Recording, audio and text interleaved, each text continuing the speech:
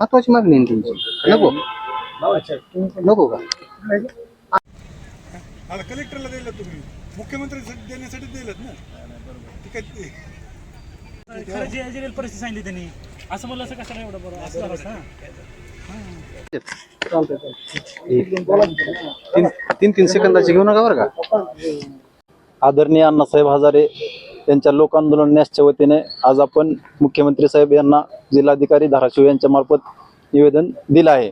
निवेदन असं आहे की काल परवा पुण्यश्लोक अहिल्यादेवी होळकर शेतकरी कर्जमाफी योजना जाहीर झालेली आहे, परंतु याच्यामध्ये बरेचसे शेतकरी हे कर्जमाफीपासून वंचित राहणार आहेत.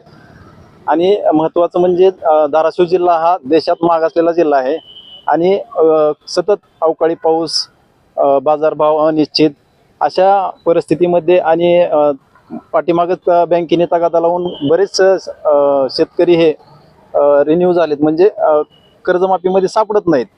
आणि बरेच शेतकरी हे कर्जमाफी बँका देत नसल्यामुळे ते कर्ज घेऊ शकलेले नाहीत. अशा बऱ्याच शेतकऱ्यांना कर्जमाफीपासून दूर राहावं लागणार आहे. त्याच्यामुळे आपण मुख्यमंत्री साहेब यांना असं निवेदनात मागणी केलेली आहे की जे कर्जमाफीपासून वंचित राहणार आहेत त्यांना प्रत्येकी 1 लाख रुपये प्रोत्साहन अनुदान देण्यात यावे, अशी आपण आज निवेदनात मागणी केलेली आहे. धाराशिव जिल्ह्यापुरती मर्यादित.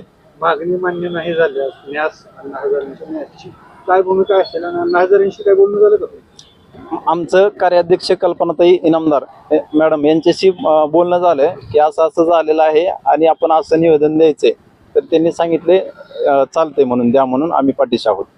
जर मागणी मान्य नाही झाल्यास जास्तीत जास्त शेतकऱ्यांना जागा करून आपण भविष्य काळात जितका जास्त मोठा आवाज करता येईल ते त्या पद्धतीने करणार आहोत.